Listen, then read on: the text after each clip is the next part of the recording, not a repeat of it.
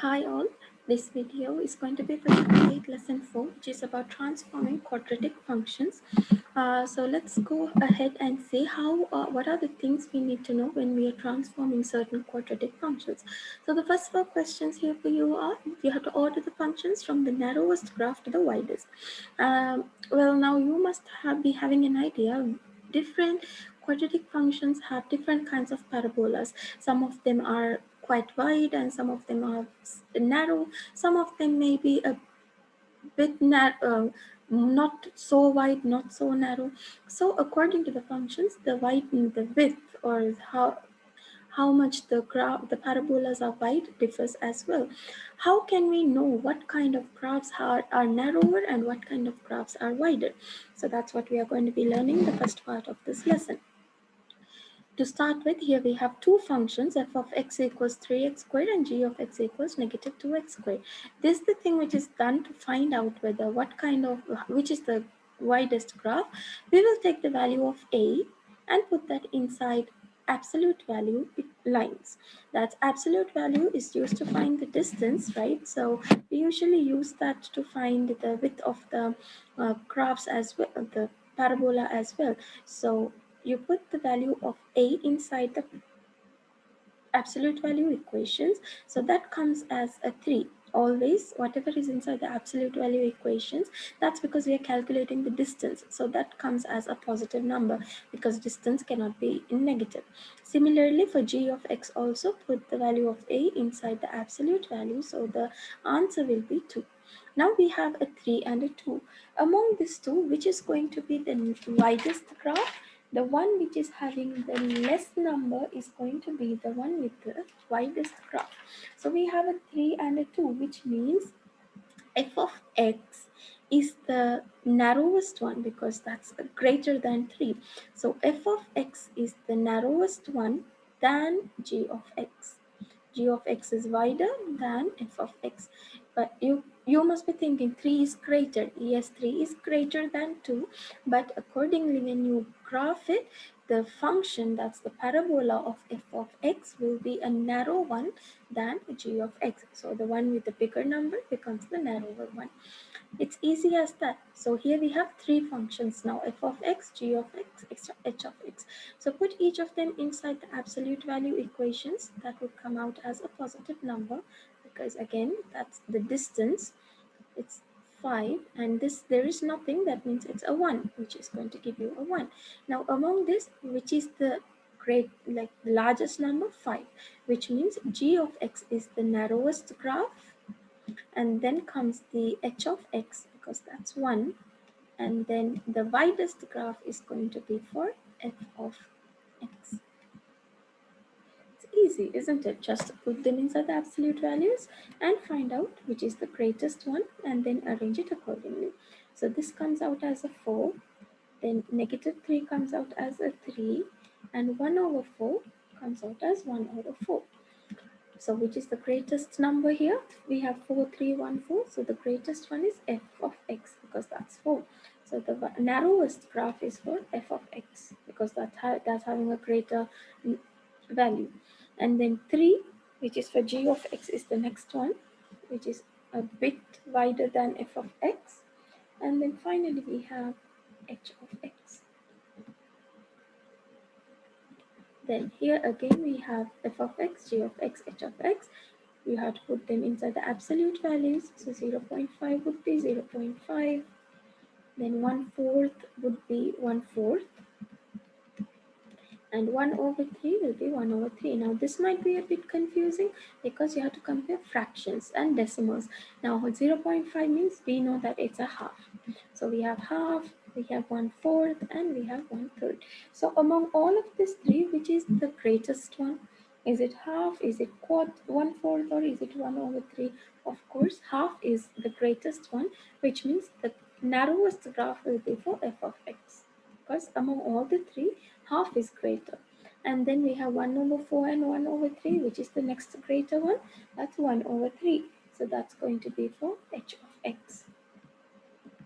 Finally, the widest one is going to be for g of x because that's the value which is least among all the three.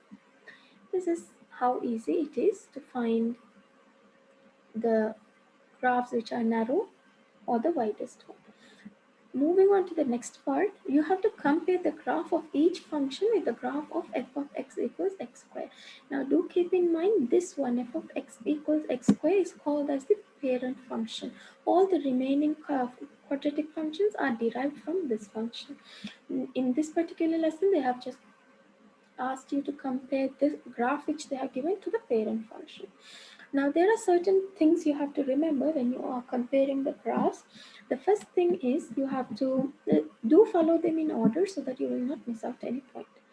You have to say whether it is narrow or not. Now the speciality with f of x is,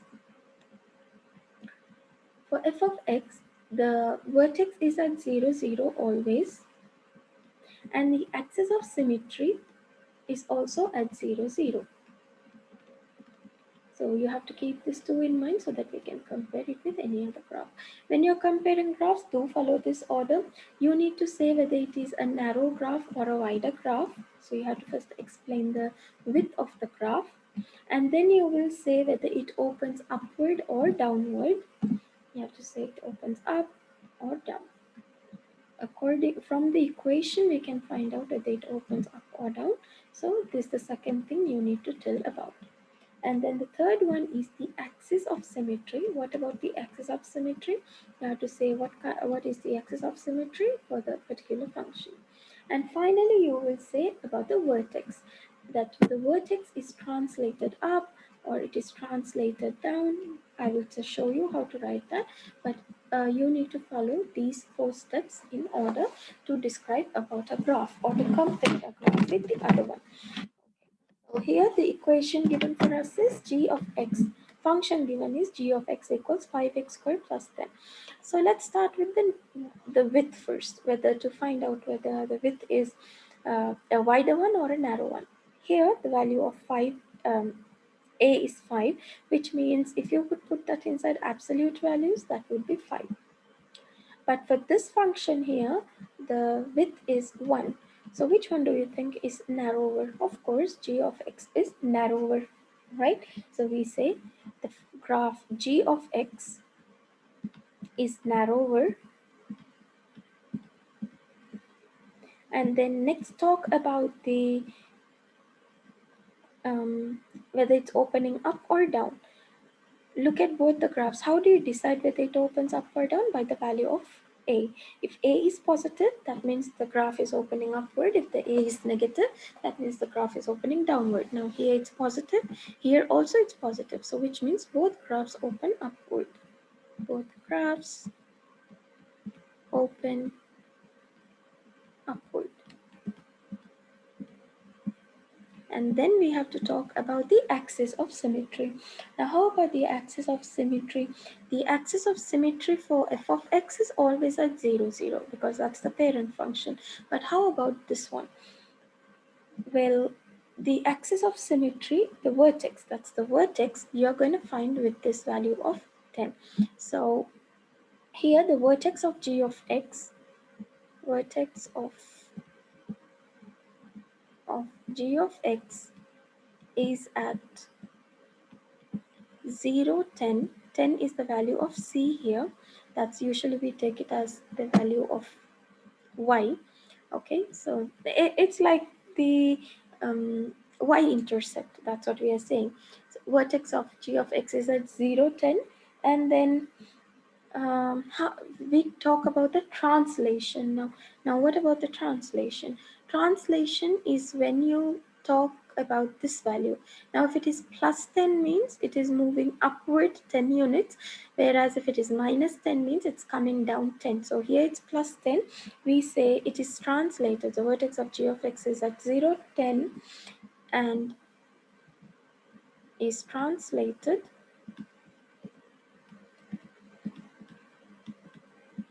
10 units up,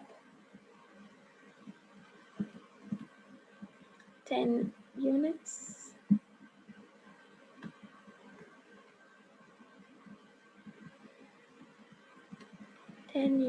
up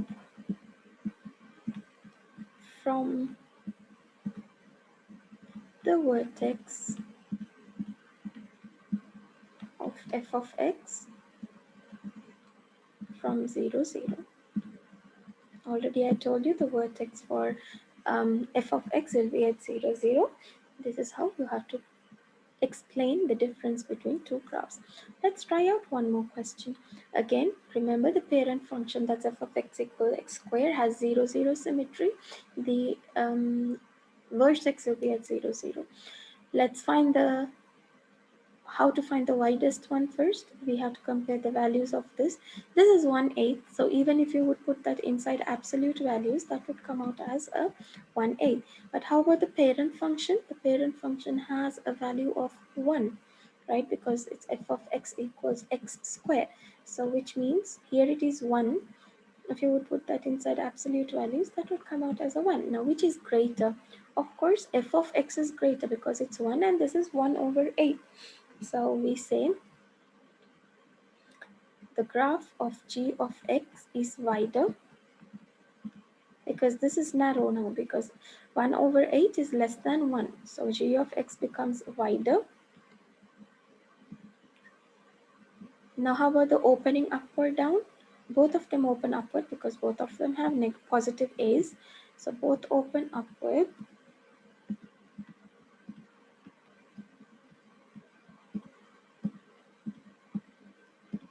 And then we have to talk the next about the vertex. So the vertex is, for this it is at 0 and -3, right? The vertex of g of x is at 0, -3. Now how about the translation? We need to find out whether it has moved up or down. Here it says -3, which means it has of course moved down. Minus means moved down. You could say vertex of g of x is at 0, 3 and is translated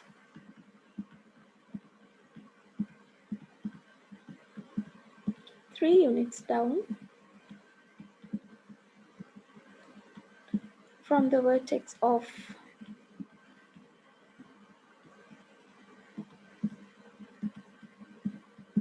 f of x, which is 0, 0. So once you get the hold of what are the steps you need to follow to describe the or compare the graphs, then it becomes easier. Let's try out one more question here now. The value of negative a is -3, which means the distance, that's if you put that inside absolute values, that would come out as a 3. So g of x has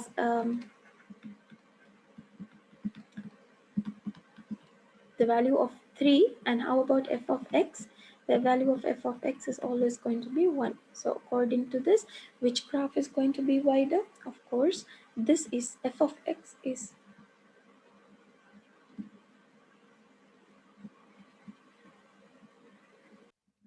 that was some kind of interference in between. Let's go ahead with this question. Now we know the widest graph is going to be f of x. So we could say g of x is narrower, right? The graph of g of x is narrower. Now, I'm not writing all the proper words according to the sentence needed, but you have to write accordingly. You have to say the graph of g of x is narrower, and then how with the next thing we are going to talk about is whether it's opening upward or downward. That totally depends on the value of a. So here a is negative, so which means of course the parabola will be downwards open. And then we need to specify saying g of x is narrow is the first one. Then you have to continue by saying g of x opens downward and f of x of course opens upward, downward, and f of x opens upward. The next one you have to talk about is the vertex. From the equation, we can find out the vertex is here 0 and 8. Then we have to mention again saying the vertex of g of x is at 0, 8.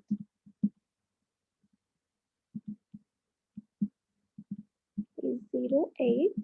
And how about the translation? Finally, talk about the translation, whether it moved how many units up or how many units down. Here it says +8, which means of course it's moved up.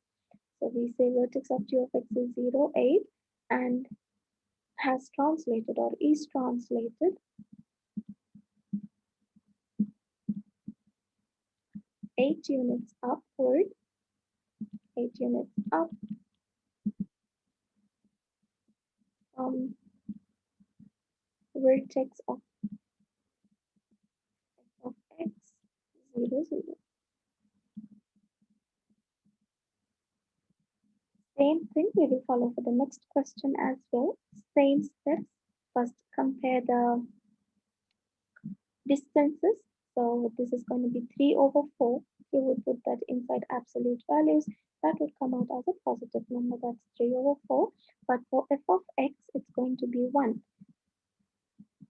The distance or the size to compare is going to be 1. Now you know f of x is of course greater than g of x. We could say g of x is narrower than f of x. And then next we talk about the opening of up or down. Here it's negative, that means it's opening downward. So we could continue this sentence. G of x is narrower and opens downward. Then we talk about the vertex. Here the vertex is 0 and 1/4. We say vertex of g of x is 0 and 1/4. And how about the translation? It is positive 1 over 4, which means plus, and has translated or is translated, both are fine, 1/4 units up from vertex of f of x, which is 0, 0. That's all you have to do. So try to do some more practice questions that will make it easier for you, and you will get the hold of doing any questions without thinking, describing about that. Now this question number 9, here we are then going to do only the first part, that's part A. They said 2 sandbags are dropped from a hot air balloon, one from a height of 400 feet and the other from the height of 1,600 feet. If you would remember, there is a formula for doing this, that's h is equal to negative 16t squared plus c. This is the standard formula for anything which say you could drop. This is the standard formula. What you need to do for this question is nothing. They said one is dropped from 400 feet and another from 1,600 feet. Only you're going to write that in this formula. So here they have already given h of 1, that's the first one. We say negative 16t squared, that remains the same. That's not going to change because that's the standard form. And then instead of c, we are going to replace that with the height, which the whatever was dropped from. So it's 400 for the first one, and for the next one it is 1,600. So it's 16t squared plus 1,600. That's all. This is how you write functions for such questions when something has been dropped. Use the standard formula and then just replace the c with the height. That's all. So this was your lesson, this lesson, which was a more easier one. Till we meet again in the next video, keep practicing.